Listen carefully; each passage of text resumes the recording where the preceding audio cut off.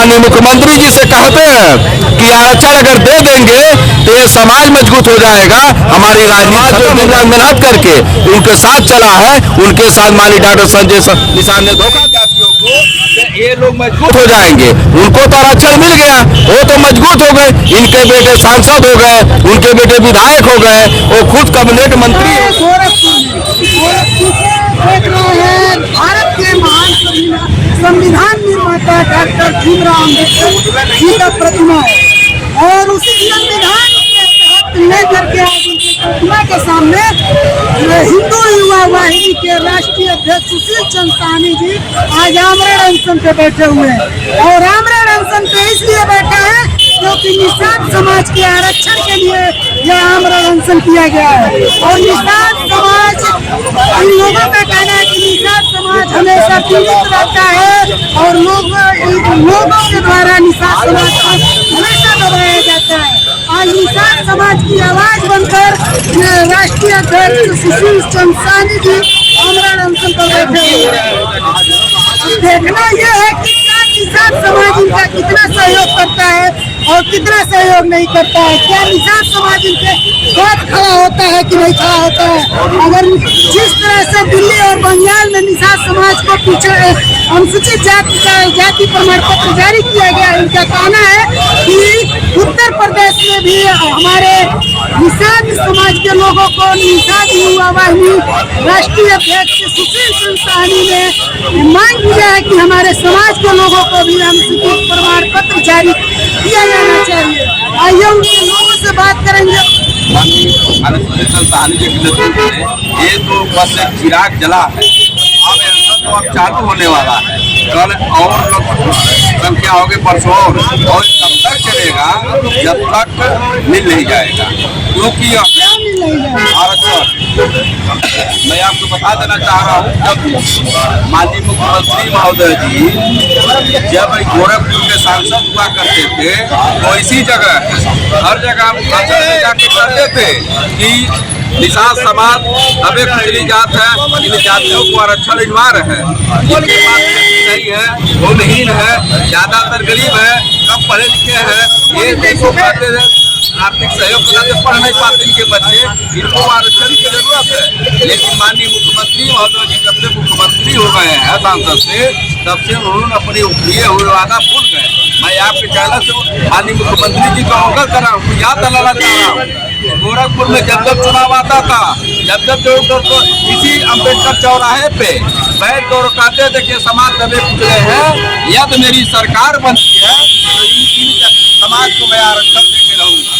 मैं कहना चाह रहा हूँ, आज केंद्र और राज्य में दोनों भारतीय जनता पार्टी की सरकार है, लेकिन दुर्भाग्य है कि हमारे समाज का एक कैबिनेट मंत्री आरक्षण के नाम पर, आरक्षण दिलाने के नाम पे वो आज कैबिनेट मंत्री बन के बैठे हैं। भाजपा के मंत्री है, कैबिनेट मंत्री है, उन्होंने ये रुकवा करके बैठे हैं कि यदि आरक्षण मिल गए इन जातियों को तो ये लोग मजबूत हो जाएंगे। उनको तो आरक्षण मिल गया, वो तो मजबूत हो गए, इनके बेटे सांसद हो गए, उनके बेटे विधायक हो गए, वो खुद कैबिनेट मंत्री हो गए हैं, एमएलसी है, उनको आरक्षण मिल गया। लेकिन ये समाज की चिंता, जो दबे कुचले लोग, ये समाज जो उनको चंदा दे करके और समाज जो दिन रात मेहनत करके उनके साथ चला है, उनके साथ माननीय डॉक्टर संजय निषाद ने धोखा दिया है। वो माननीय मुख्यमंत्री जी से कहते हैं कि आरक्षण अगर दे देंगे तो ये समाज मजबूत हो जाएगा, हमारी राजनीति खत्म हो जाएगी। ये मैं आप लोगों से आपसे अवगत कराना चाह रहा हूँ, ये निषाद समाज जाग चुका है, ये निषाद समाज निर्णय ले लिया है कि यदि आरक्षण नहीं मिला तो 27 और 27 में उत्तर प्रदेश की सरकार को धो देगी और 29 में केंद्र सरकार को।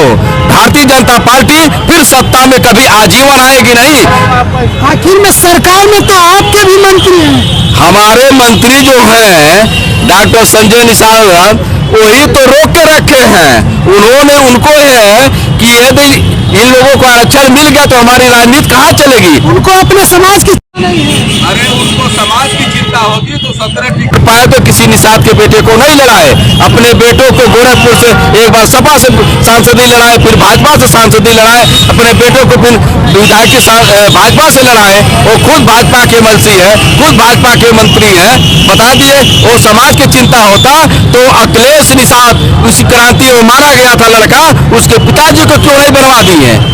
उन्होंने कई ऐसे निषाद की हत्या करवा दिए, उनको क्यों नहीं बनवा दिए? और मैं डॉक्टर संजय की स्थिति मैं जानता हूं, जब 50 रुपए की दलाली करते थे यहाँ, तब से मैं जानता हूं डॉक्टर संजय निषाद को कि 50 रुपए की दलाली करते थे जाके डॉक्टरों की यहाँ होम्योपैथी की दुकान से, और उनको तो आरक्षण मिल गया। ये समाज बकरी बेच करके, भैंस बेच के, पड़िया बेच गहना बेच करके महिलाएं और बुजुर्ग इन्होंने कहते थे कि हमारी सरकार बनेगी तो मैं आपके बेटे को डीएम बना दूंगा, आपके बेटे को कलेक्टर बना, आपके बेटे को इंजीनियर बना दूंगा।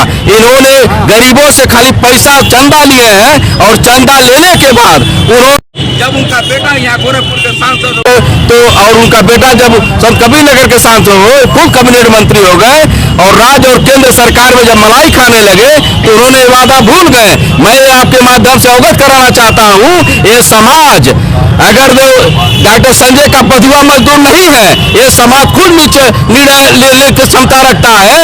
यदि हमारी आरक्षण, हमारे समाज को आरक्षण नहीं मिला, हमारे समाज को रातों रात 10% आरक्षण मिल गया, कोई विरोध नहीं किया, और हमारे समाज की जब आरक्षण की बात आती है तो हमारे समाज के लोग और कुछ ऐसे मंत्री रहते हैं, और मुख्यमंत्री महोदय जी और केंद्र में प्रधानमंत्री महोदय जी, दोनों सरकार आज है, दोनों सरकार भूल चुकी है। मैं आपके माध्यम से कहना चाह रहा हूँ, ये निषाद समाज जिद अब जग चुका है। सुशील चंद्र नेतृत्व के सहानी जी में अब ये निषाद समाज निर्णय लेगा, यदि आरक्षण चाहिए, अगर आरक्षण नहीं मिला, मैं इसी बाबा साहब भीमराव अम्बेडकर की मैं कहना चाह रहा हूँ, संविधान की देन है कि आज हम